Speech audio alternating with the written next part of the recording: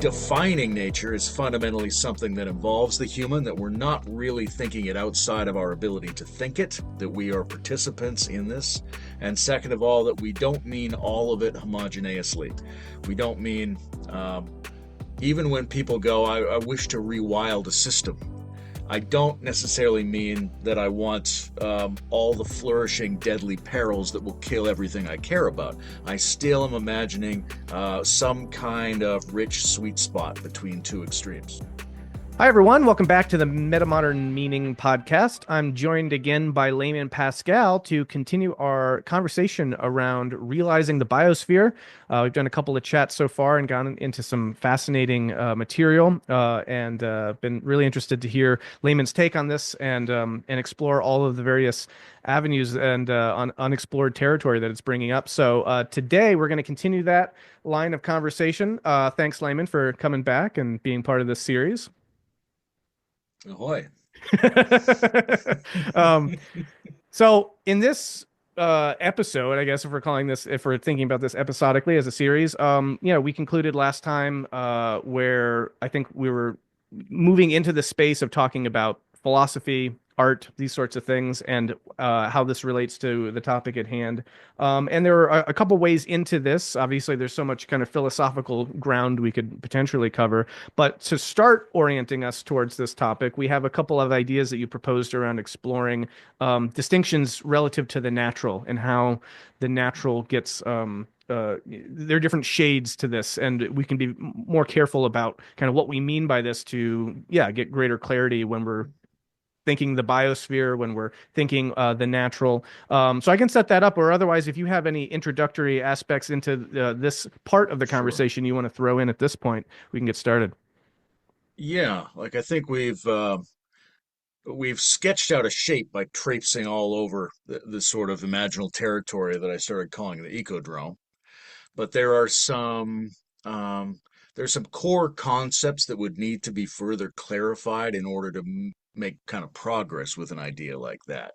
So we don't necessarily have complete answers around these principles, but it would be good to open up some crucial philosophical distinctions, see what maybe we both hold under these kinds of philosophical discriminations, and where there might be room for further clarification to replace or challenge forth these sorts of ideas. And I was thinking of this around a cluster of terms such as nature, natural, naturalization, and natural law or natural order or something like that. Often they get conflated. It's good to piece them apart. Um, and I guess I would start with sort of nature. Like, what do we mean when we think nature? Mhm. Because in the one sense, it's a bit of a delimited phenomenon. We kind of mean ecology, but not just ecology. But on the other hand, we also use the word to mean essences, and we also use the word to mean a kind of conceptual totality of everything that there is, such that we might say, well, there's nothing that isn't part of nature. When I look at that, I think I don't know whether or not I can think a totality such that nothing could be outside of the totality. And what do I really do when I try to think that? I notice that what I do is I create a way to mentally cancel some of the boundaries that I've been making. So then it seemed to me, and this is a thought that came to me a long time ago when I was looking at weeds coming up through sidewalks. And I thought, oh, there's some nature, and the sidewalk has a structure, but nature's canceling the boundaries that define that structure in some interesting way. It's boundarying the boundaries.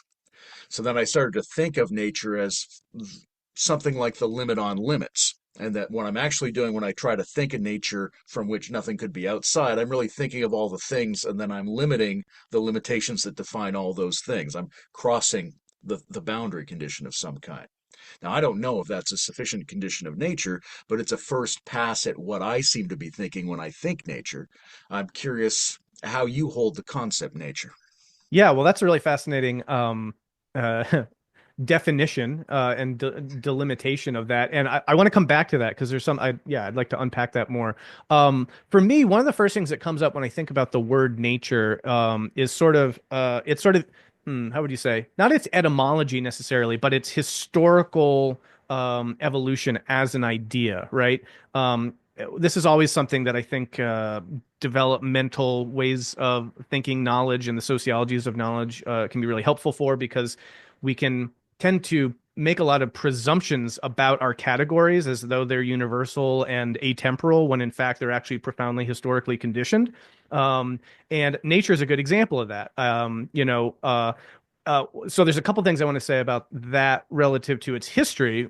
First of all, my understanding is that the category nature doesn't really get invented, so to speak, until kind of early modernity, where you've got a meaningful distinction, right? It's sort of like a fish can't see the water that it's in, and a fish is going to be the last person to learn about water because it's all-consuming environment, and it took us separating ourselves and creating enough of an artificial container for ourselves to be able to create categorically the distinction of us versus nature.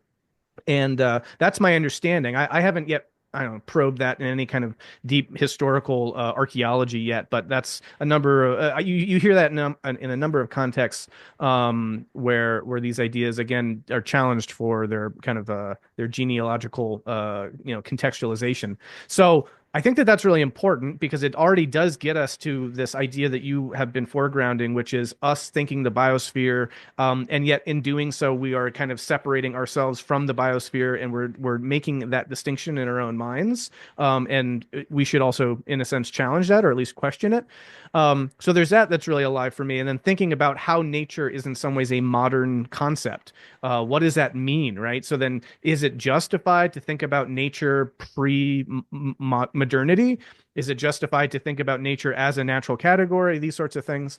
It also, for me, when I think nature and I think about its modern invention, so to say, I think about the invention of the supernatural as a kind of relationship to that. We tend to assume that, ancient people believed in the supernatural, but of course, to have a concept like the supernatural, you need a concept like the natural or nature for that to make sense. And so actually those ideas don't show up until like really in a sense kind of late in the medieval period, and the idea of nature as being that which has a particular kind of essence, and it gets into Aristotelian philosophy. Anyway, so a bunch of thoughts there just in terms of the historical situatedness of a term like nature, and then being able to bring that into our considerations of it.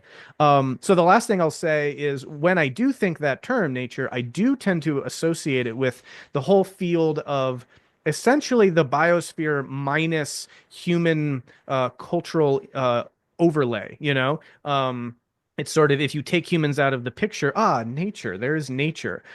Which isn't to say that I conceptually think of humanity as being unnatural per se, but I do think that, I don't, when I immediately look at microphones and, glass cups and books and things, nature is not the category that comes to mind. So there is a degree of that separation being a real one that I think carries forward from that early modern invention, and maybe has some utility to it. Anyway, cluster of thoughts that all brings up for me. Yeah, it's really interesting as a category because you say, like, we look around and we see things that we consider to be humanly manufactured. And we go, well, that's not what I mean when I say nature. But then that's usually followed by a second thought where you go, well, I guess it could be considered part of nature if I meant a larger thing by nature. And is all of that the structure of the concept in an interesting way? Like nature thought specifically by modernity, or though probably preludes to that exist in earlier forms, because they certainly knew the difference between what was in the campsite and what was outside of the campsite. So this modern distinction might be an amplification of an earlier thought structure. Mm, But to have a thought structure which is that which we are not beyond a certain threshold, but which also includes us, that's a very strange thought structure. Um, As for supernatural, and I think maybe this will touch on us coming to natural law and natural order, because I think supernatural is largely a way of thinking that is very modern. It's very, this is a domain that's structured by laws that are mechanism like, And there may be things that don't have to obey those laws, or things which generate those laws and stand outside them and could intervene even at the expense of a rational calculation of the mechanism. So, in some ways, that's the projection of a mechanical society and probably a print based society, projecting that order onto the thing we might have even previously called nature before that to some degree.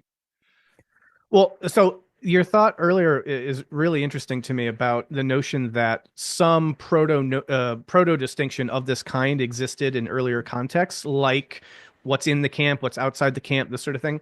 And I'd never made this connection, and but there might be something to it where, anthropologically, in religious terms, that's often a way of making the distinction between the sacred and the profane, or the way that world building essentially occurs in like religious contexts. People who know, for example, like Jordan Peterson's work around chaos and order and Jungian archetypes in this vein, and Joseph Campbell stuff, right? Like there is this notion. Mircea Eliade is really kind of the anthropological thinker who really does a lot of work in this domain. But it's something like um, the chaos beyond the borders of the unknown, right? And the strange is out there, but then like we have a center of a world in here. This is us, that's them, this is ordered, this is chaos, this is good in some senses. There's some normativity and a kind of there's a nomos, right? Like the sense of this law, which actually is interesting too, how this might relate to notions of natural law. But there's a law likeness to this, and it's nomos, whereas out there is anomy and sort of dissolution. So I bring all that distinction up because to think nature in those terms, I think there's some overlap, right? We tend to think that nature, in the sense of nature versus the human, or that kind of distinction, in terms of like nature as being wild, right? It's chaos. It's the untamed. It's this, and I'm not saying this is a correct categorization, but this is a historically potent one where, yeah, thinking nature has involved thinking it as untrammeled, kind of the chaotic unknown, the realm of Pan, the realm of Dionysus, right? And so yeah, I just wanted to draw out those relationships there, which had never really been to alive for me before. But if in some senses our distinction of nature as a category comes out of some form of those anthropological distinctions, I don't know. That's just a thought. I'm curious if you have any thoughts on that. Yeah, it's tempting for me to bring in the category of the shamanic again, to think the difference in that perception from the point of view of the dweller at the edge of the village, the edge of the camp, and the dwellers within the camp, who might think, this is the sacred order, and outside is the dangerous alien other. The one who lives at the edge might say, well, that's not exactly right. We have all those dangerous alien elements within ourselves, and there is sacred, somehow orderly grandeur outside as well. So it might be a degree or a temperament in the apprehension of these things. But one thing that stood out to me when you were saying that was, again, moving slightly toward the consideration of the natural per se, is degrees, right? We go, okay, um, if outside the camp is wild and dangerous and is truly a thicket of poisons that will kill my loved ones unless we slash and burn to some degree, right? That there's a great menace and a great chaos there. Then what we need to do is somehow tame it, somehow convert that wilderness into something that's more like a garden that's tolerable for us. And so there's this creeping movement of outside the camp toward the camp. But then you flash forward to a hyper modern kind of civilization, and people go, look, we're too much trapped in a walled garden here. Well, I think we need to rewild. But it's a total rewilding to a dangerous condition? Not really. We want to creep back now from the camp toward the nature. So in both cases, they're trying to find some kind of sweet spot that has a functional and evaluative difference from the just camp and outside the camp distinction.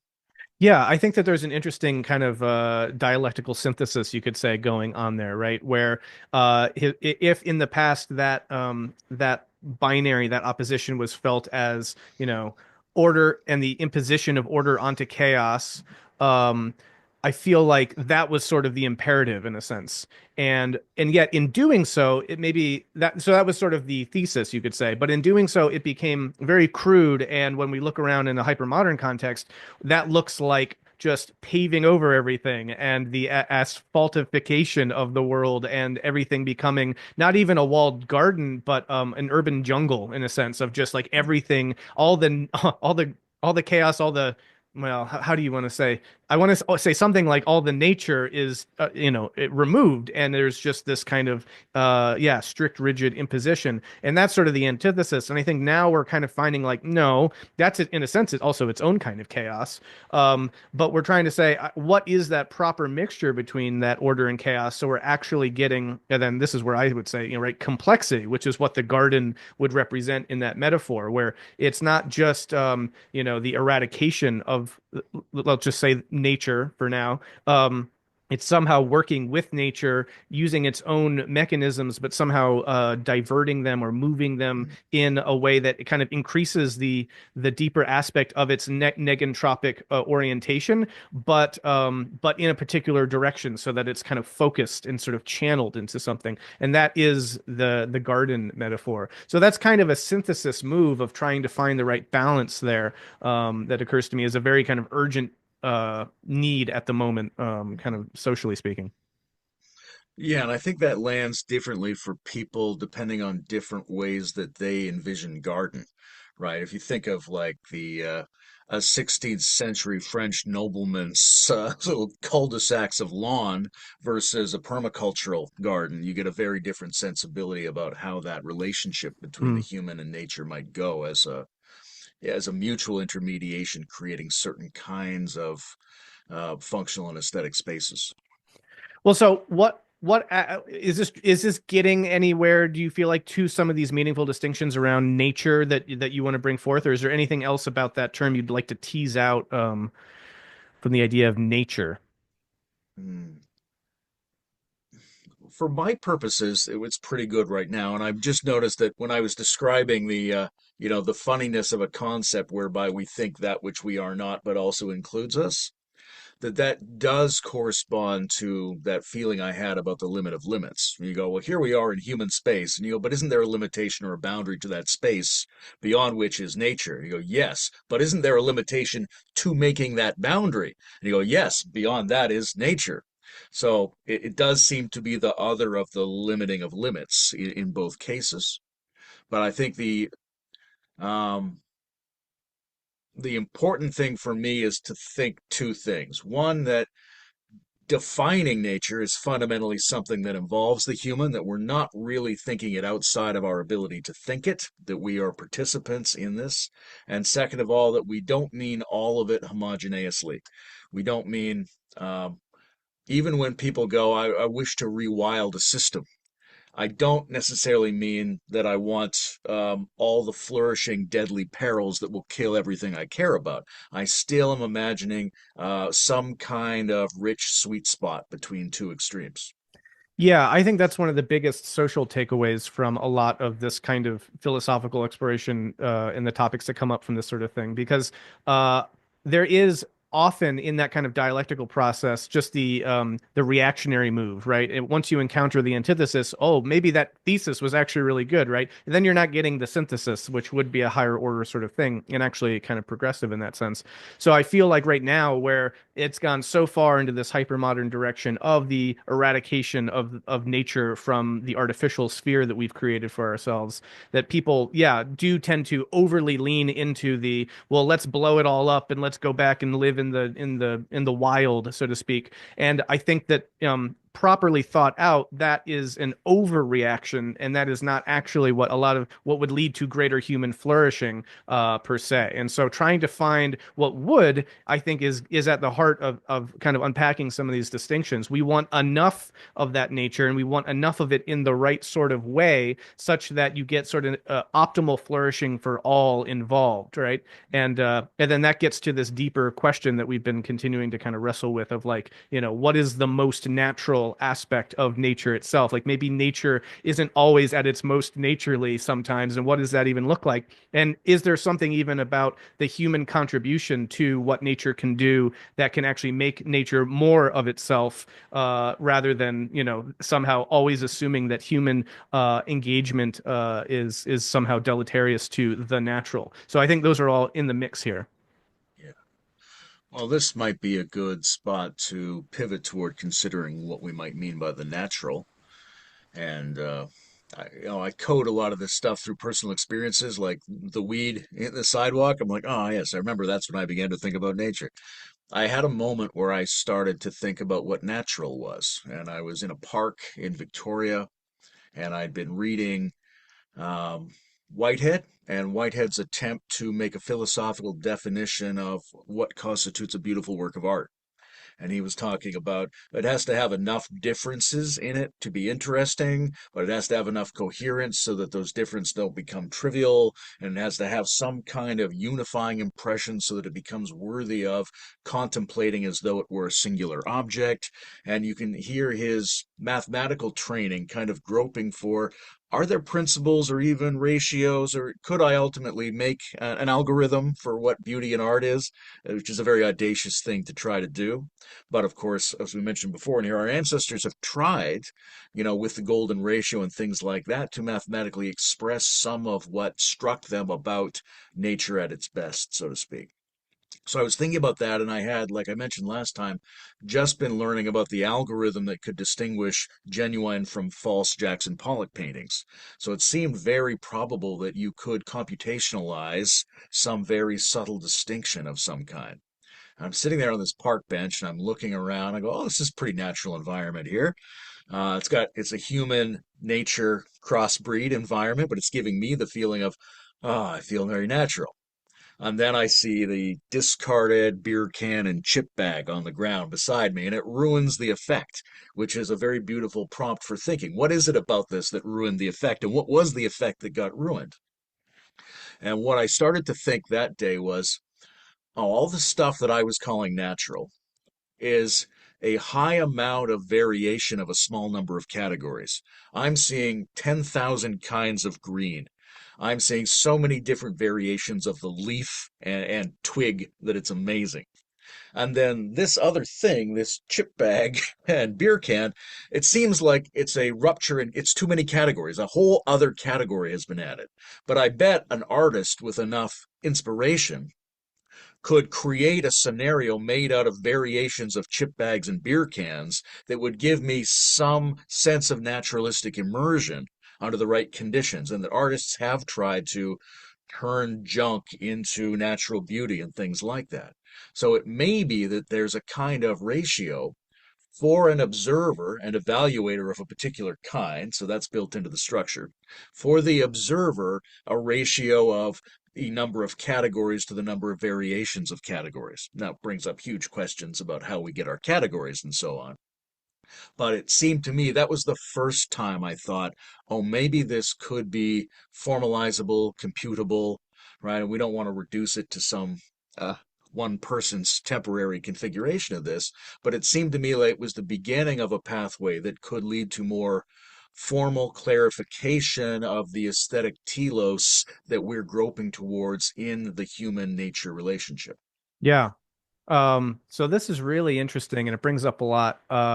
So a couple of thoughts. I mean, yes, I agree. I like this idea of there's this kind of implicit, felt intuitive sense for the more or less natural in this vein that we can pick up on and potentially get better and better at sort of in a sense computing about reality. And by making that even in a sense more conscious and more explicit, we could actually do that. I think on the whole, that makes a lot of sense. In your specific example, there are things that a couple things that come up for me though. One is okay, so there's one distinction I would want to make, and it's you could kind of bring in something like a you talk matter, life, mind, culture distinction, right? That what we might mean by the natural separate the human stuff is what comes out of that culture plane of complexity that is uniquely human in that sense, artifacts of culture that just as human behavior is different from animal behavior, so in a sense our artifacts, the material objects that we generate, have a different kind of third person observational difference that's detectable relative to the things that exist on the other planes. So there's one element to that that I want to bring in, but it's not entirely that distinction either, because if you could imagine a kind of very scenic pastoral scene where instead of a bag of potato chips and a Coke can, maybe it's a beautiful sloped stone bridge over a river, and maybe there's a little cottage in the background, and and this sort of thing, right? You could imagine that there is a way in which human artifacts do show up in the natural landscape, but don't have a jarring impact. They feel like they are taking in more of those patterns of nature in their design. Whereas then it's not just a distinction of the culture from the rest of the biosphere in that sense, or culture from the rest of mind and life and matter. It's something like what degree of uptake from the biospheric patterning do we find in human artifacts? And I would posit that a Coke can and a bag of potato chips are, in a sense, glaring because they are so, in a sense, intentionally designed not to be in natural patterning, norms, you could say. And I think that they're designed for that because they were designed to grab people's attention, because they were designed to sell you something, right? Implicit in the design of so much of these kinds of hyper modern commodities is a kind of repugnant garishness that comes out of the utility function for the whole economic context in which they emerge and what they're trying to do. So I would want to suggest that there's also something about the meaning behind objects, what they were designed to do, and how those can impact our aesthetic experience. And one last thought on that front is like, part of why that notion that you couldn't necessarily, I don't think, make potato chips and Coca-Cola bottles as beautiful as a pastoral scene just by kind of applying the right ratios is because, I mean, in a sense, look at like Las Vegas, look at some of the most glaring kind of consumerist, metropolises that are kind of their entire aesthetic is the loud, in your face commodification aesthetic. I think that that doesn't sit right with us. We wouldn't say, ah, yes, now we found the proper place for these things. We would just, I think, more feel the recognition that so much of this is orienting us to a particular kind of behavioral pattern, which is buy, which is, this kind of consumeristic patterning, rather than the orientations of nature, which are just, it seems, obviously not fundamentally separate, but certainly different in terms of when you walk into a natural landscape, you are, in a sense, invited to breathe, to reflect, to take stock, to go slowly, to, in a sense, enjoy yourself, to not rush, these sorts of things. And then you enter a different space, a different landscape that's designed differently according to different incentive structures that are trying to get you to pay attention, buy this, come in here, look at this sort of thing. That those are fundamentally different, and I think that their aesthetics are then fundamentally different in how we read them as natural versus unnatural. Anyway, there's a whole lot of thoughts in there, but yeah. Yeah, I like the way that brings in the emergent stack of patterning regimes. I think there's um, gradients of success in generating structures that we might call natural. Right? None of this conversation would make sense if we didn't sort of presuppose something like that. Um, if you compare a regular Campbell's soup can to an Andy Warhol painting that shows you several of them in different colors, you could say that's maybe moved a notch in the degree of Mm. naturalizing that human product. Not as successful as when you behold an orchid or something like that, but it does show there's shiftability there. The garishness is interesting, and it does serve a local utility function. And we might argue, this would be worth looking into more richly, that the natural is a way of defining a more general utility function, right? I can get you to recognize this upsetting chip bag so that you're kind of provoked and recognize it and want to grab it and eat it and get rid of it. And that serves a small function. But does that fit into the combined functionality of the rest of the system? Yeah. Is there some patterning indicator that something is more likely to fit into context outside of the context that you are locally in at the moment? Well, and I think that's really huge because there you're getting I think a core aspect of the natural, which is, as you were saying before in a previous conversation about, this tree smells so nice, but actually, well, that's a product of millions of years of evolution to develop certain scents to ward off certain pests and predators, this sort of thing, right? Like what we read as natural has such a history. It is the product of so many iterations, right? There's a deep knowledge and you could say embodied or at least structuralized and designed kind of ongoing sustainable utility that is so different from just the very local short-term and short-sighted utility that we often as our kind of human brains can cognize, right? And so I think that that could be an element of this is that and one of the things that's really interesting about that is that we also know that the culture, the human culture that produced and that continues to produce Coke cans and potato chip bags, this sort of a thing, that emerges from what we are all seeing as an unsustainable kind of utility function in a sense, right? Like it's not like those kinds of things can continue to proliferate and expand and and grow. We know the natural limits of using these artificial materials that don't degrade, right? That are going to be with us forever, and all the problems that go into the limited resources that exist to be able to make these petroleum-based products, et cetera. Point is, all of that is stemming from a kind of human production that is in a sense antithetical to the kinds of logics that go into the patterning designs of truly natural phenomena. And so maybe that's part of what we're also reading is that like, one of these things is not like the other. Well, it's like it's like, yes, and it's like apart from the fact that its local utility is different, it's that its kind of utility is different. Its scale, its sustainable level of utility is different. And I'm thinking something there again about like viability and sustainability as being something that we're reading about the inherently natural somehow.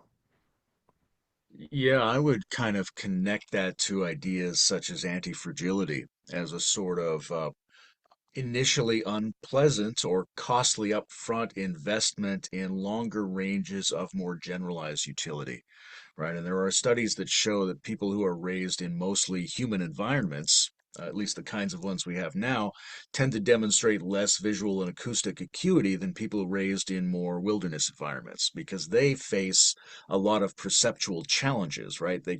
There's so many different things to see, so many subtle variations. The patterns you try to follow with your eye are constantly branching and twisting and disappearing, as opposed to a stop sign or a reader for a 5-year-old where we deliberately simplify it, but then we train the brain to go for the quick hit of deliberate simplification rather than the initially difficult exercise of building up a neural richness, which would then be potentially more generally useful across sets of problems we aren't even thinking about at the moment, which would arise over longer timescales.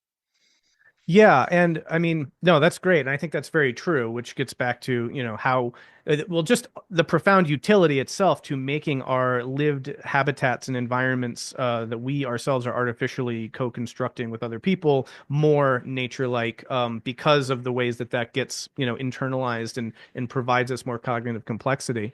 But I think, I mean, the aesthetic aspect of this is really fascinating to me.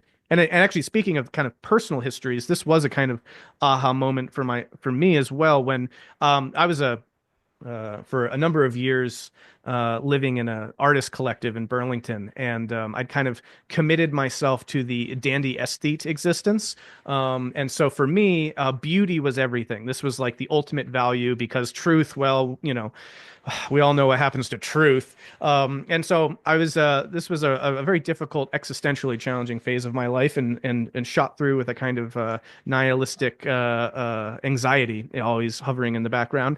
But as the best I could do in that phase was to center beauty and sensation and art and refinement as a kind of telos, as a kind of value structure.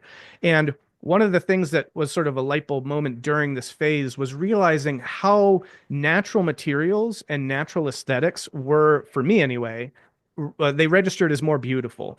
And that was a moment where basically my aestheticism and my environmentalism, or well, you could say came together, but actually it's like my environmentalism came online because of the recognition of the deep beauty to natural patternings rather than what I was seeing all around me, which is people walking around in, polyester t-shirts with logos on them advertising Coca-Cola and, chip bags.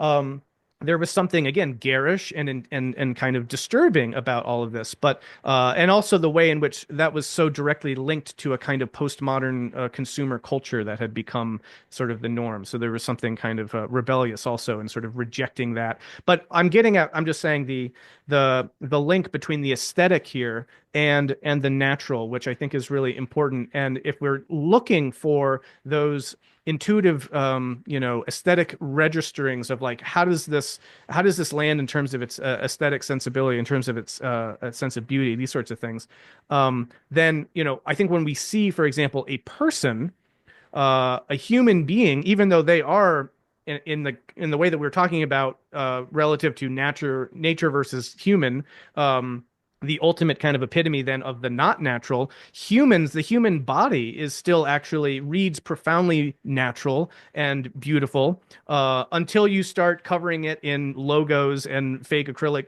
materials and this sort of a thing. And so there's something about the way that culture itself, the artifacts that we create, can more or less, again, mirror those natural aesthetics, those patterns, and being aware of that. I think is really important both from the aesthetic level. It's also in the way that you're talking about has cascading effects on the very structuring of our brain and thought patterns. It also, as many researchers have found, has a big impact on our kind of internal well-being, our sense of lack of anxiety, and our general sense of mindfulness, these sorts of things. So the situating of the human relative to the natural by taking on the natural as more or less its you could say it's culture, right? Like how do we make culture itself more like the natural is kind of where all that comes back to, and is repeatedly where this conversation seems to be converging back to. Yeah, and it has to, in order to think this through, the and especially in order to come up with a notion of natural that might be more instantiatable and even computable, we have to make a move similar to the one that's done in relativity physics, which is the observer or the inertial frame has to be kept in mind as the basis for calculations in order to make those calculations more accurate. We do kind of say beauty is in the eye of the beholder, and that can do something analogous to the postmodern or metamodern move. We can say, well, because it's in the eye of the beholder, it's insignificant or purely arbitrary. Or you can say, well, because it's in the eye of the beholder, we just have to also calculate the beholder in order to get a function of how it operates more or less objectively. And when you mention the garishness of a city, there's also something about where you're viewing that from, right? When you're in a plane above Los Angeles high enough, it kind of fits in better than when you're on the street corner looking at a dumpster fire or something like that. Um, and there are a lot of microstructures in nature that do resemble some of the ways that we create our human artificial hives. I'm thinking here of Schopenhauer's definition of the sublime, of like the terrifying thing that you're far enough away from that you can now appreciate it aesthetically. So there's something about the calculation of the perceiver's condition that's intrinsic to the definition of how something like beauty or something like the natural is computed. And this is important in order to create a concept that is safe from the attack that, oh, well, that's being mediated by a perceiver. You go, of course it is. And in fact, the perceiver is also the self-mediation of the system via the perceiver. And that's part of the definition of what natural is, not something that cancels out the attempt to find a definition. Yeah, and I think also it's interesting because a lot of the notions of radical subjectivity that I think come to the fore in modern thought and really get exploded in postmodern thought. that the way that the various transjective reasonings and meta-modern approaches to the same issue actually have profound implications for aesthetic theory in the way that you're talking about. Because what I would say, what I'm getting at, sorry, there's a confusing way of trying to set that up as an idea. What I mean by that is, if we take as the assumption that beauty is entirely relative and subjective, that has aesthetic ramifications or implications, right? If, though, we actually believe that there's something about beauty that requires an observer, but is not the arbitrary invention of the observer. Rather, it emerges in the transjective relationship between observer and world.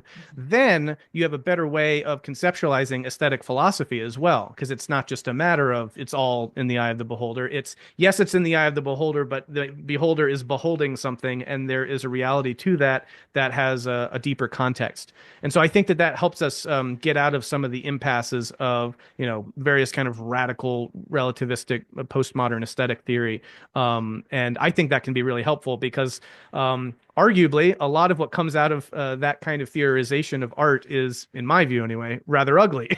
So the justification of, well, it's all in the eye of the beholder has also often been used as the justification to create a lot of ugly things and feel like you're justified in doing so because, well, isn't it all relative? Whereas in this context, I think we can actually take the reality of beauty seriously, not as a kind of Platonic absolute, and not either as a kind of radically subjective thing, but as something we're picking up about our experience that is in the real relationship of things. And anyway, that's just a way of applying a lot of the ideas that come out of this approach to aesthetic theory that I think could be really enlightening. Well, let's think the concept of naturalization, and for me, that's got two parts. One part is the kind of way that we use it politically, and I don't think it's a coincidence that we use a word like naturalization politically to mean what does it take to become a valuable part of something, part of a place, part of a system, part of a people, right? Such that your mm, impulsions and ideas actually reflect the knowledge of the needs of a place and a people and a system, right? And this is the question of, in some ways, the question of immigration, right? If there is an other and some of the other has to come in, what does it take for the other to no longer be other? Um, we don't necessarily think that very well. We tend to think just in terms of either taking refugees or rich people, and do you know a couple of facts about the country now you're in? We don't really have a strong naturalization process, but we need that, I think. This goes along with the way I think about the need to accelerate our capacity to indigenize, is that we need to be able to achieve that degree of participation in a cultural zone and in a place, but we can't rely on, as our ancestors did, many generations of nuanced adaptation in order to get us there, especially if we're going to enter a period of global history where migration is much more common and radical. So we need to be intentionally capable of essentially naturalizing ourselves and others into places and cultural fields much better. And this introduces a dynamic element to the natural, which is how does something become natural? The other element of becoming natural, of naturalization, that I think about is kind of technological. How do you turn objects or situations into things that strike us more as natural? When I was a kid, I would go back in the woods, and sometimes you find like the husk of a car out in the woods somewhere. It's got moss growing on it, and the seats are breaking down. So it's returning to nature in the sense that its boundary conditions are being boundaried by something. Its limits are being limited, and on that way, sometimes it gets to a spot, and you're like, "Well, that's gorgeous. That really kind of fits there. That's a work of art right now." Something has been done to its structure to change its patterning and its complexity, its relation, so that it strikes us as natural. I've often thought about the difference between people's reaction to having too many electronic machines vibrating around them and doctors who might recommend forest bathing and forest immersion. And why is it not possible? Because it's theoretically thinkable figure out the electrical frequencies that come to you in the forest and add a modifier to the frequencies put out by the machine so that they match that effect. Why could we not naturalize the vibratory signature of the outputs of our machines, right? Are there many, many more ways we could think the naturalization of our artificial environments and objects? So those are kind of the two ways I start to think naturalization. Yeah, bringing in the kind of cultural naturalization analog is interesting because I, in some ways, see that as it's obviously sharing a same term, the same word, but I think etymologically there's a different meaning there. There's a different sense of what we mean by to naturalize as a citizen, which actually, and this does, this does belong in the mix of ideas here because nature, apart from the way we've been talking about it as this category of, that other non-human stuff, also has this more conceptual aspect of the nature of a thing, right? And you could even say that Coke can has a very garish nature to it, right? So it's not even the idea that like having a nature is natural in the way we've been talking about it, is that just nature in this sense means more like essence or defining characteristic of something. And in some ways, you could have a profoundly unnatural nature, So there's a way in which nature could be deployed in that sense. And that's how I read naturalization in a cultural way, which is like there's a nature to this group of people, and there's a nature that you group of people have. And if we're going to be together, how does that naturalization occur so that there's not enough strife and differences there along those limits? And and so it's related. And one last aspect of the way that it's related historically as well. I was just reading about this the other day, how when we talked about the supernatural as coming into the conversation of modernity, actually that doesn't necessarily come into the conversation through the nature we've been talking about. It comes in through the conversation of the nature as in nature as essence, as defining characteristic, because the notion was that all things have a nature. They have a kind of way about them, right? But the one thing that doesn't is God, because God is the ground of existence itself. It is being itself, and so God does not have a nature, and because of that, God is supernatural, which is a different way than how we tend to use that term, which is actually naturalistic is what the sciences are, and if we're going to say that something isn't that, then it's supernatural, and then that's a thought category error, mistake, and that sort of thing. So anyway, the elision, the confusion of nature as rocks and trees and brooks and stones and that sort of thing, and nature as essence is an interesting aspect to what needs to be parsed here. Yeah, just some thoughts coming up for me around all that. Yeah, I think there are a number of ways for all of those concerns to fold into what we've been saying.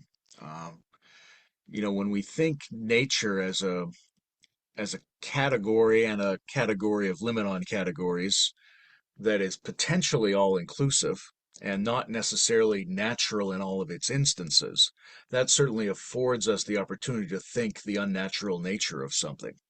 But we could also say that we typically imagine that sort of the complete encyclopedia of the ontic beings that constitute nature as being all the different natures that we imagine making up that sphere. Mm. Now, a more contemporary thinking would critique the notion of essences in certain ways, but it's certainly a standard sense making tool that human beings have used. Um, I Well, think, yep, go yeah, ahead. just on that point, I think that there is a way that we can kind of rehabilitate the notion of essence if we eschew kind of Platonic absolute, concepts, but actually rather just take patterns in the way that we were talking about, right? That like, that there are natures to things that those aren't just entirely arbitrary because of the informational patterning, because of the behavioral patterning, the utility patterning, these sorts of things. So I think there is a way of having a concept of nature in that kind of abstract sense Mm. that is workable. It just doesn't mean that we have to fall back on absolutistic categories of things. I just want to throw that in there. Oh I yeah. had a very strange thought when you were saying that. I don't know how much it fits into what we've been talking about or not, but I thought of a fractal as having an essence in that the entire output of the pattern relates back to this single iterative move. And then I thought, is this a way to think the supernatural? Because the supernatural as a concept probably is downstream of experiences that people had that they were groping for some way to say this is something that's in a relationship to nature. It's not completely sundered from it, but it has a qualitative difference that's pertinent to us. And could be a rupture in what we consider to be natural or the natural order, but it could also be the epitomization of the natural order, such that you're running the fractal for a long time and then suddenly the attractor appears.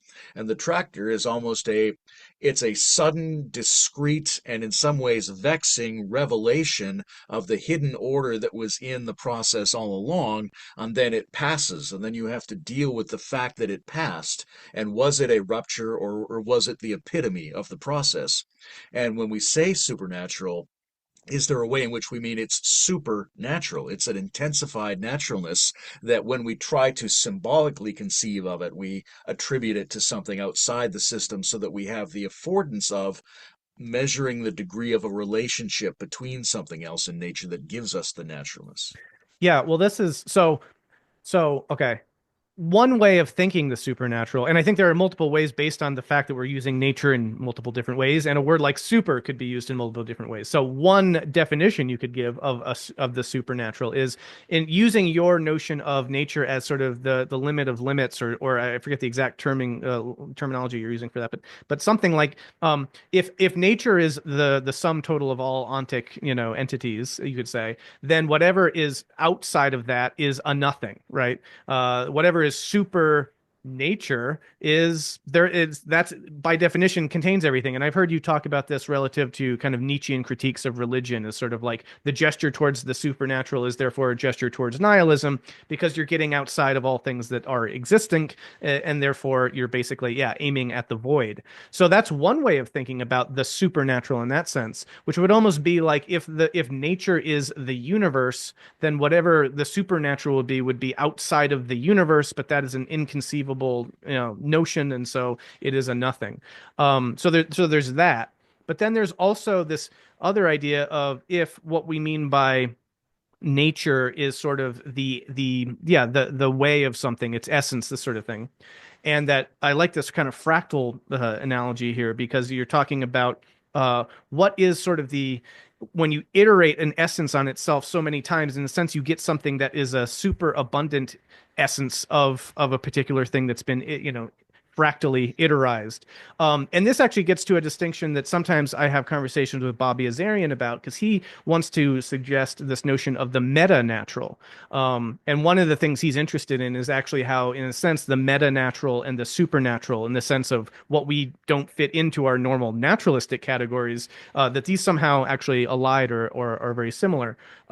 So there's something like the meta-natural, which can also mean a couple of different things. But just to stick with the fractal analogy, there's something like you don't get a sense of what a thing is until you've seen many iterations of it. And there's somehow something, it's the pattern of the many instances that is more like the thing. And of course, here we're starting to kind of veer into some Platonic language again, but there's a naturalization of a Platonic concept in this way, I think. I wanted to say earlier, this makes me think of like the naturalization of nature in the sense of nature as an abstract category for something, because we're not thinking about it in Platonic terms, we're thinking about it in embodied, existence form. So anyway, what I'm trying to get at, what I'm trying to follow along with what you're saying there is something like um, when we see something fractalized many iterations through, we're getting a glimpse at sort of a meta object that is instantiated by these many examples, but that there's a nature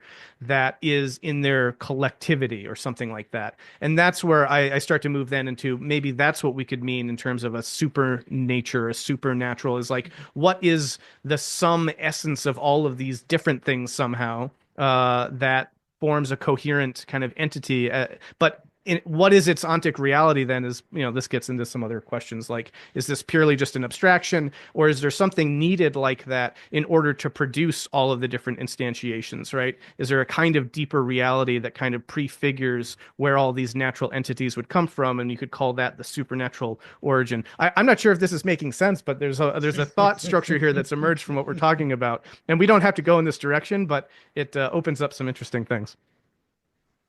Yeah, I think one of the things that are conceiving of the natural has to include is the possibility that there's ontological strata of the natural, and that there's limits to our ability to track any given regime of naturalness, so that in both those senses, there will always be things that could conceivably be part of a natural order, but which will fall outside of our ability to track what the order of nature is. So there will be these, right, they could be lower and more basic, they could be higher and intervening, they could belong to regions of pattern space we're just not familiar with or able to process.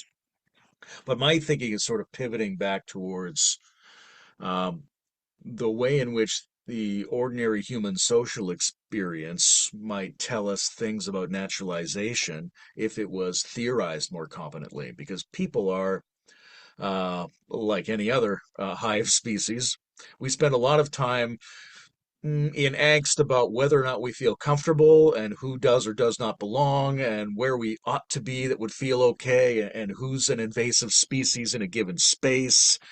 We have all these kind of hive instincts that could be converted into useful information about the dynamics of the naturalization process if we paid more attention to them. Sort of, I don't know, ergonomics and ethics, like ergonomics in terms of how do people, what are the architectures and practices that lead to being comfortable enough in a space that it starts to feel like home, meaning that you start to be a participant in its naturalness.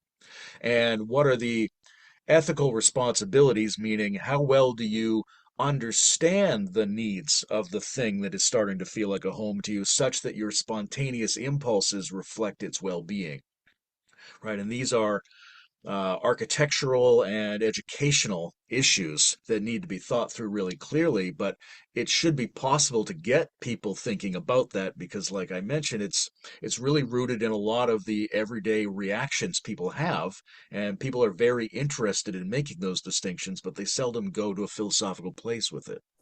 Yeah, I mean, it's interesting because people, I think, have, for good reason, been skeptical of the human impulse to describe the alien and the foreign as unnatural. So there's a way that I think we do read that as being a bit crude in making that kind of conflation. At the same time, you're getting at something that maybe that information something that kind of impulse that's being registered there could be helpful information if deployed and understood in the right way, which is something like picking up on the recognition that there's a sense of tension and a threat to well-being that's being registered. And in that sense, home and the familiar and all of that is supposed to be those places of ease and comfort and familiarity and all these things.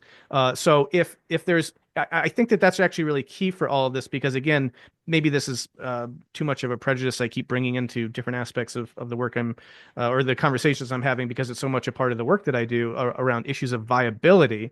That I think can tell us a lot if we're thinking about the natural in terms of long-term sustainable viability. And you use the term well-being, which I would say is basically a synonym for that, that we have a sense of what's good for us. And when we are approached with the something that doesn't fit into that schema that we've developed for it, then that's going to register as a strain, as a tension there, and it's going to be then perceived as not just other, but then in a sense unnatural in that sense that we've been talking about. So.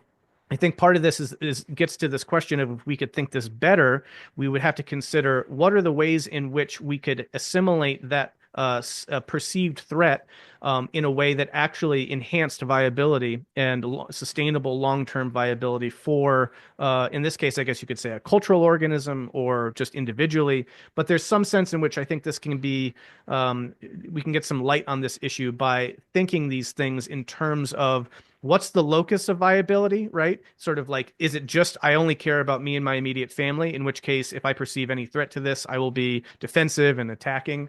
Or as we obviously extend our sense of our community, then we have to get a sense of what's the viability for that extended community. So we're not just thinking in terms of, more immediate short-term senses of well-being.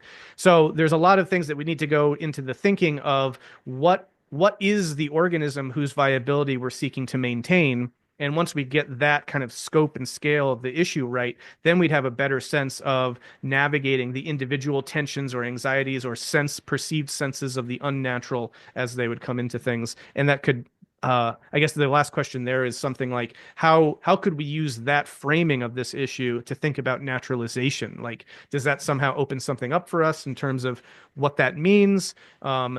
Because I think what we're really getting at is something like to naturalize something means to make it contribute and participatory towards the viability of X of something, which is an interesting way of framing naturalization, I think. But I think that there's something about the way that you're talking about it that kind of invites that sort of, I don't know. Well, does that bring up anything for you in terms of thinking about naturalization as how can we render something potentially threatening in terms of actually a viability enhancement?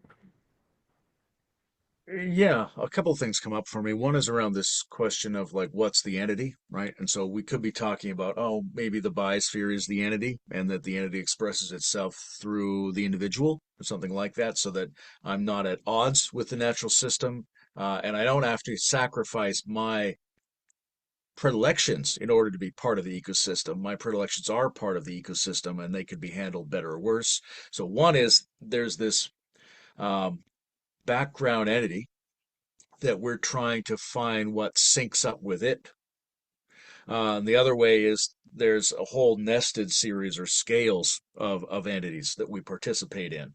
And that in that case, maybe we're trying to line them up in some fashion, and that where those alignments, either between the individual and the biosphere or between all the nested cultural entities that we're a part of, where those alignments show up, maybe that's part of what expresses itself or is coded by the aesthetics of the natural. But many things fall outside of that. All right, there'd be many more um, in the stack, many more things that we haven't integrated and shouldn't necessarily integrate. So I guess the thing that comes up for me first is um, a process of discrimination is called for, right? There's a problematization of the experience of the natural that we're trying to protect, like me and my family, and I'm willing to do all kinds of things to protect that because I am detecting that it's serving either the alignment of the stack or the greater system whose aesthetics I'm a part of. I need to protect that from disruption, from invasive species. I need to protect its integrity.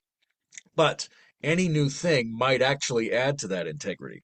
So I have to be able to figure out by some process whereby I discern whether it's a benign disruption or a malign disruption. So we need to be able to think something like that, like where is this forcing forth the growth of naturalness, right? Where does the dog doesn't want the medicine, but the medicine will maintain or enhance the naturalness of its structure, and not getting the medicine won't. So that's a seemingly artificial intrusion that's analogous to maybe humanity's intrusion seemingly into the biosphere that upgrades the degree or the viability of its naturalness. But what we don't have is a clear sense of even basic principles that we would use to make those determinations. Yeah, I think that what's coming up for me from all this is so there is a cluster of ideas that you're bringing up that really excite me, and I want to zoom in on them. At the same time, this conversation has been a kind of it's followed a sort of semantic range of ideas related to the natural, which has for me revealed the amount of equivocation that can enter in here. It's like, for example, where we've ended up, or like I noted that the last thing I said about the natural was a total a contradiction to what I said earlier if we were to use the same term, right? Because I'd said, well, if what we mean by the natural is where we feel at home and comfortable and this and that. Well, earlier I'd suggested that nature was the chaos was the opposite of that. So I don't think that that's a mistake or an error. I think it gets to the problem that these terms have this rather diffuse semantic range, and if we're going to think this with clarity, we have to be very clear about what it is that we are referring to, which I think can require like defining things, being clear about no. And when I use nature right now in this sense, I mean it in this way and not in this way, because of these terms, yes, can blend and bleed into each other so easily that actually trying to get progress done just using them on their own terms and exploring their different usages isn't necessarily helpful. But so in that cloud of semantic confusion and chaos, there is though this kernel of idea that you keep returning to, and I want to make the focus of what we are trying to get at, which I think was really illuminated by that last example of a kind of artificial intrusion into a natural state for the enhancement of a deeper sense of what is natural there, right? Which is a kind of paradox, but when we can get clearer about what we mean by that kind of natural, then I think that that can be resolved. So I just wanted to name some of those things, which again, I think this is really important, kind of necessary preliminary work to kind of scout out the different semantic usages of these terms. So that ultimately we can get a better sense of this sort of thing. And actually, maybe just pausing there for a second, like, are there any definitions so far that you would want to use for nature or natural that you, in this particular inquiry, that you feel like would be helpful to avoid some of these slippages? Well, to me, the fundamental move is to, and of course it could be linguistically done differently, but to make a distinction between nature and natural, right? So that we say natural uh, has an element of artifice built into it. It has a certain structural logic that could be elucidated and deployed, and it has a certain set of affects that go with it, such as what's natural should feel natural to us, right? Our experience of it as observers isn't outside the system or arbitrary. It's a form of the system's enhancement. The ecodrome is engaged in the unnatural amplification of naturalness for the biosphere. So that quality, I think I don't want to separate an objective notion of natural from the intersubjective experience of what feels like home, what feels like we're part of something appropriately, and it's beautiful to participate in that, and therefore we are morally motivated to be better participants in that process. And on the other hand, a thing which is indifferent to us, which could take all kinds of different proportional or aesthetic configurations, which is, for many of our ancestors, the chaotic enemy of everything they were trying to do. So we could call that nature and natural. I tend to use that distinction. We could make a different distinction, but I think a fundamental distinction of that kind is the first step in thinking this kind of process. Well, like for me, I'm realizing there are a couple of distinct ways that we could, be using a term like nature to start out with. One of them, I think, is most foreign to what we're getting at, which is the idea of, abstract quality or essence, right? Like the nature of a thing. That I think I would put like that's number one. Then we can talk about nature as, the rocks and the trees and all that stuff that has, as we were talking about at the outset, a kind of historical invention of a term in early modernity to distinguish from the man-made stuff. That has its own semantic register and its own use. It makes sense in certain contexts and won't make sense in other contexts. So that would be like number two. Then there's number three, which is nature is everything, right? Nature is all the sum total of ontic entities or something like that. And then I don't know. Then there's four, which could be something like this deeper sense of nature that we're trying to get at, which is, when you say something like nature produces an unnatural amplification of naturalness, then there's already a notion there of a kind of deeper sense of nature, which is not just what is, and it's not just a particular aspect of the rocks and the trees versus the humans. It's something like a deep structural patterning to the way that all things are that we identify maybe in the biosphere because of probably its great kind of archaeological depth to it. All those iterations of that naturalness, we look out and we see these in the rocks and the trees in a way that's different from maybe how we look out and see human culture, which is relatively just a tiny little, infant blip on the biosphere in terms of, age and maturity. And so therefore maybe lacking time to really internalize some of those deeper patterns. But I feel like there's this nature as something of a kind of process and a kind of patterning that is oriented towards kind of long-term sustained viability of a particular kind and unfolds through negentropy, and that is that ecodrome thing. So anyway, those are just some delineations, even Yeah, just of the yeah, term nature. charting it would be interesting, right? There might be some basic category differences. There might be that notions of nature and natural apply differently to different levels of the emergent stack, and it might be that degrees of the intensity of the recursion of the concept or different kinds of sociocognitive operating systems would each have their own more or less appropriate definition. So that would be an interesting thing to try to chart. But I want to come to another thorny philosophical question, which is that around natural law and natural order. Mm, It's right. The idea of natural order is very inspiring. It's a very accessible idea for human beings. And I think it's so easy for people to get into that we should be prepared to incorporate that response, but without falling into philosophical traps that are set by a naive holding of the notion of a pre existing natural order, right? I know Nietzsche would probably complain that the idea of a natural order is, just more populist Christianity that maintains an idealized, self-sabotaging sentiment that a great parent has arranged the secret steady state of things. And I know that a lot of the people who did a lot of the pioneering, right? If we think of this as a kind of religious phenomenon, there was a huge wave of this religionization in the early 20th century with the emergence of the ecological movement, the emergence of sort of communal intentional living projects, and the emergence of systems theory and attempts to initially map biospheres, map ecosystems, the concept of the ecosystem emerging. And a lot of those people seem to have taken it for granted that there was a homogeneous, steady state, pre given natural order to which it was constantly trying to return, just like our body has a homeostatic mechanism. And the next wave of ecologists really problematized that and said, well, it's not doing that at all. It's constantly changing, right? But it's in us very deeply to believe in some kind of pre built harmony of heaven and earth, so to speak.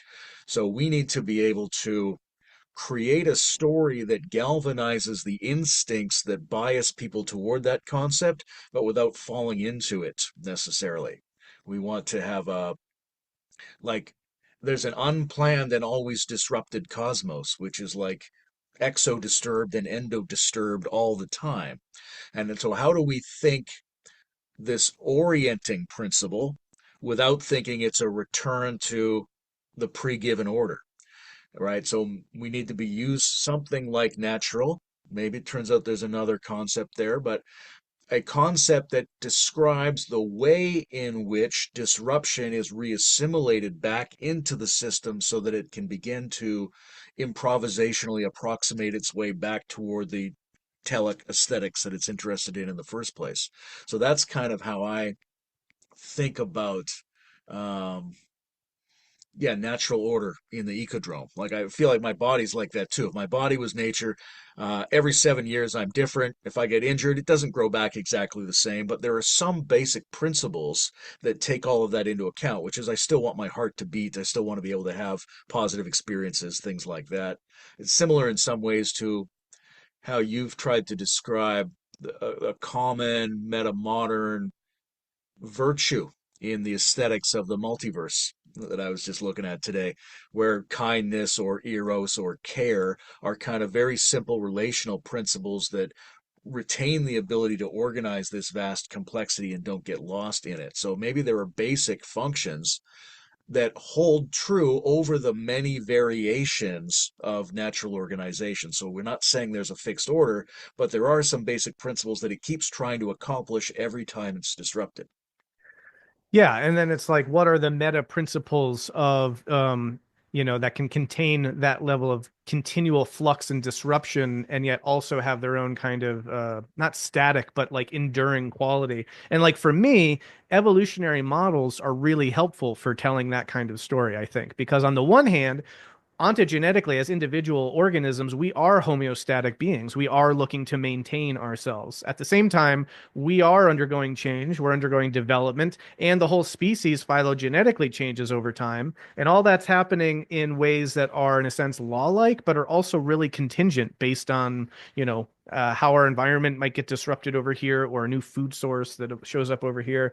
So there's this deep sense of flux, but also, there's like a dynamism and a uniformity that kind of moves throughout. And finding again a kind of lodestar in viability, I feel like we can have a sense for some of the deep processes that are kind of guiding that, or at least setting their own limiting functions on how that unfolds.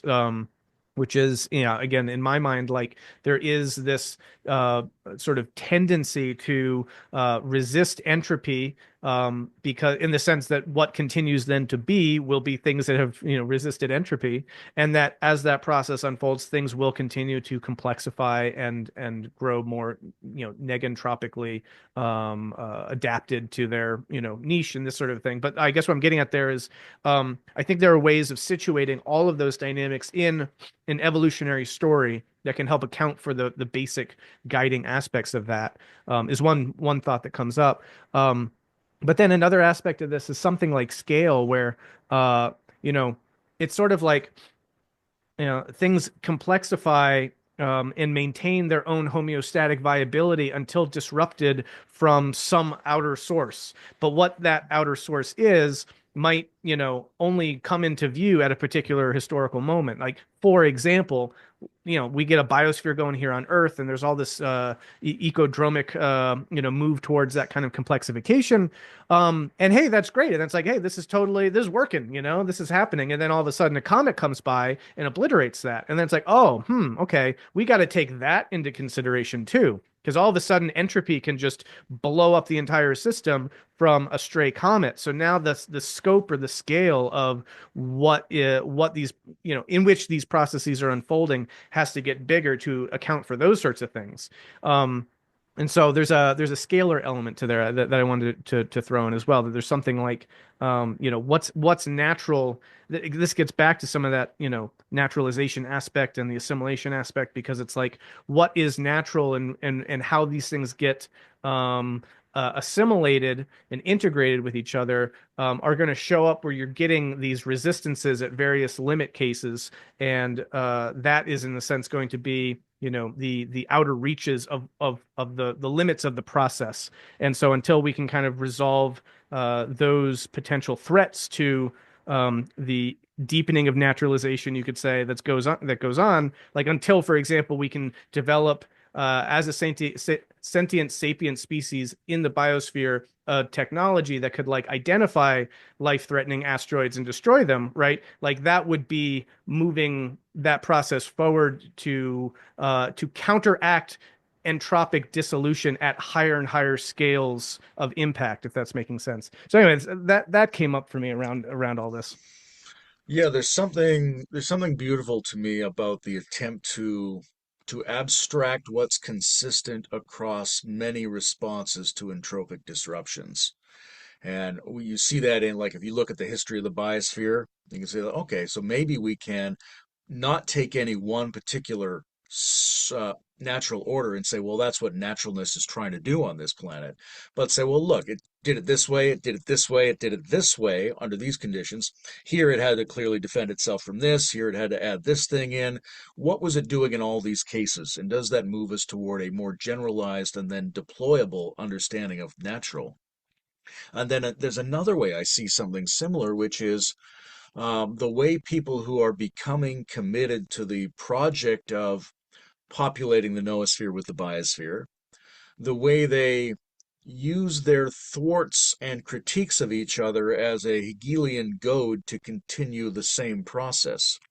I watched a very interesting documentary on uh, this guy who sort of originally thought he could just make a great, in the 50s, computer map of one local biome, right? And he had guys out there looking in the sides of elk to see what they were eating and just charting the whole thing and what are the throughputs of the energy.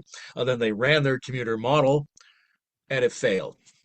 Ah, I guess we need more data, right? So the failure of the model was immediately taken on board as yet another reason to transfer more of the patterns of the biosphere into the noosphere.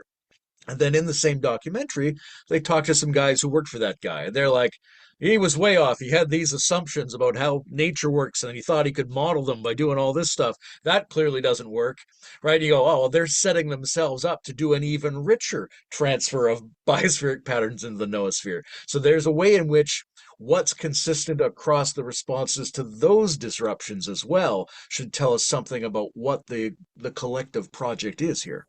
Yes, I think so. And again, this is the drive of evolution itself, which is error correction and prediction error correction. How do we get a better map of the world that as as entities processing meaningful information in our environments, we're trying to input more of that biosphere into our minds, into our sense of reality, so that we can be more effective at having the right model. But the model is always going to fail because the territory is always going to be bigger than the map.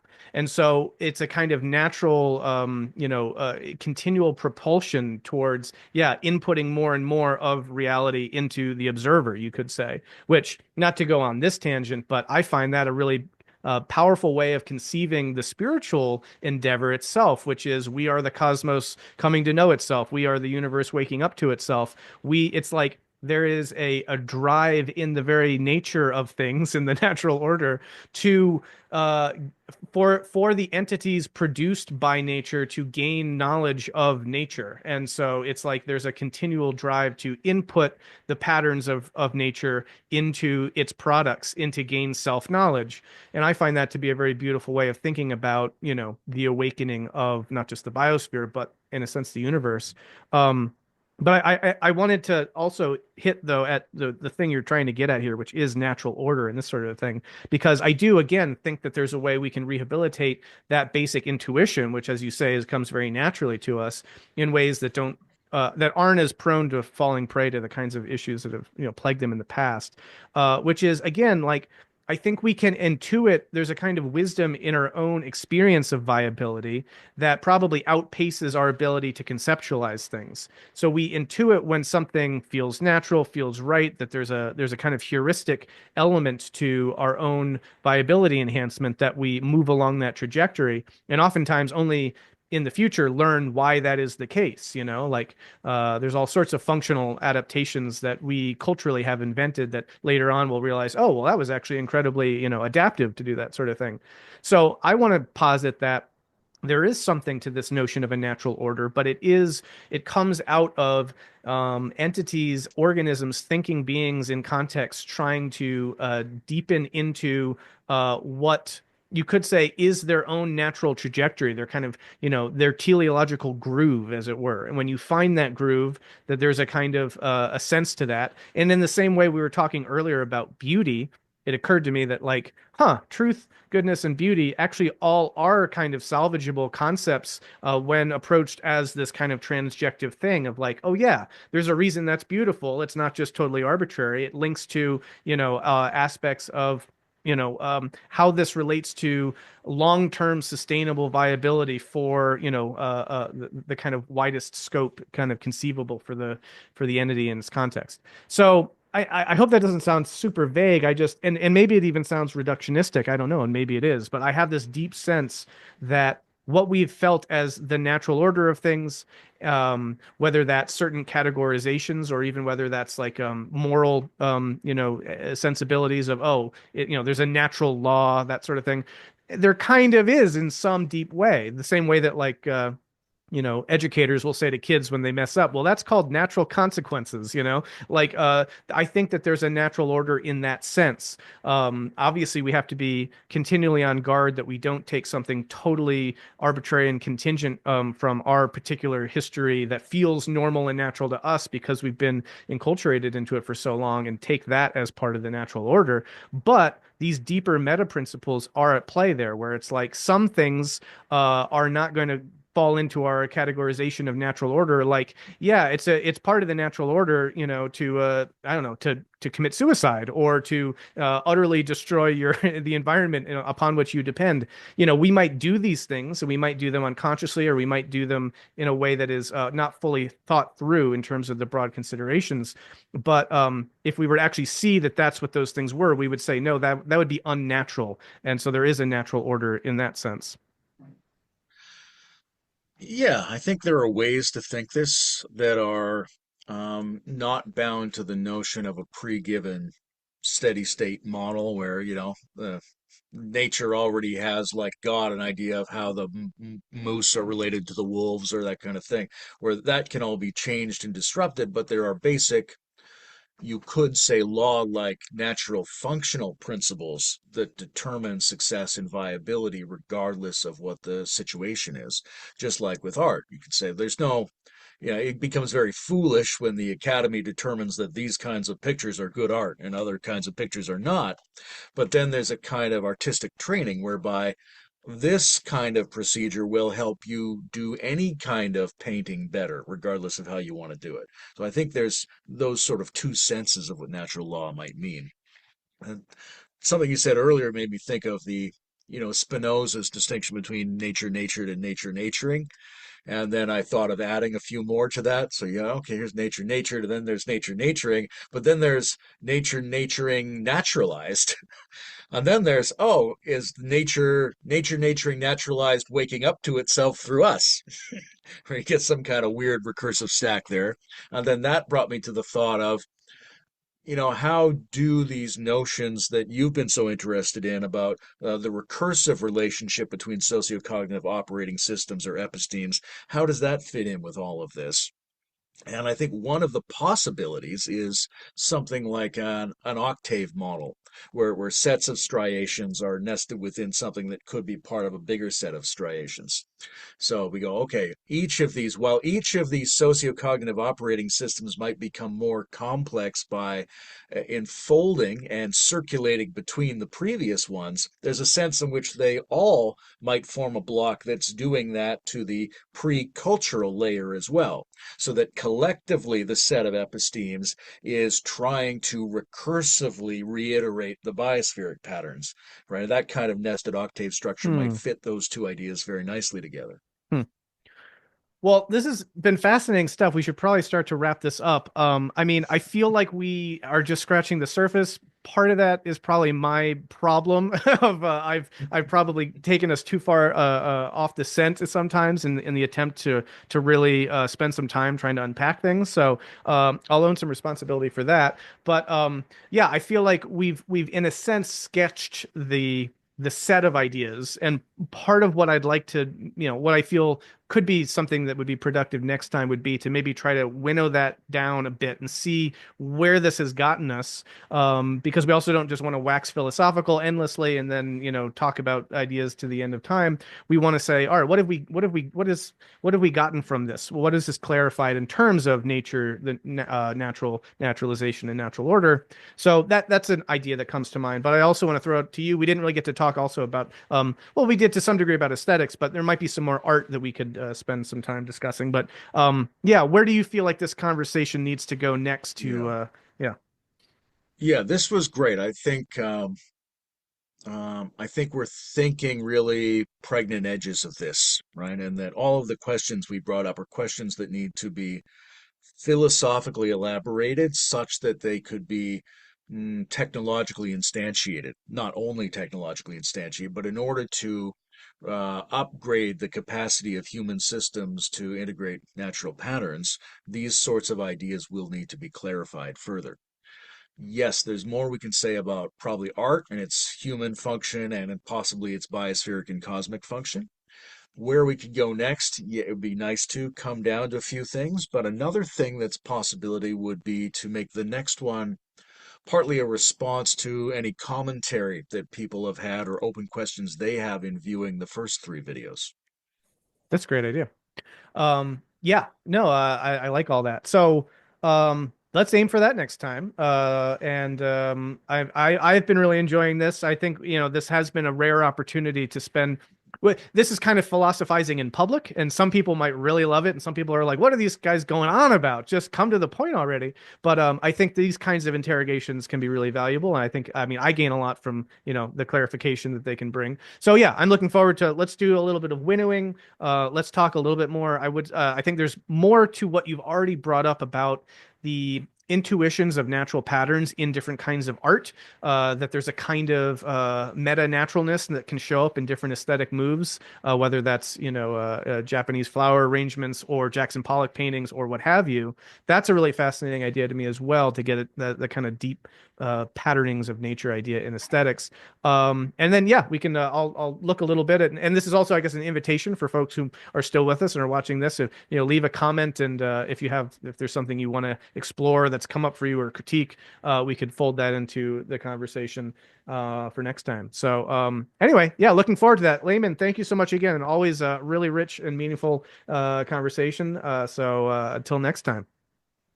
Till next time. Yeah, it's been a great pleasure, and my sense of my internal picture of the vividness of the ecodrome has been amplified. And whether that's just a something I personally enjoy or whether it's service to the biospheric entity, it remains to be seen. But it's been a tremendous pleasure, and I look forward to next time. Thank you. Awesome. Godspeed, my friend. Take care. Cheers.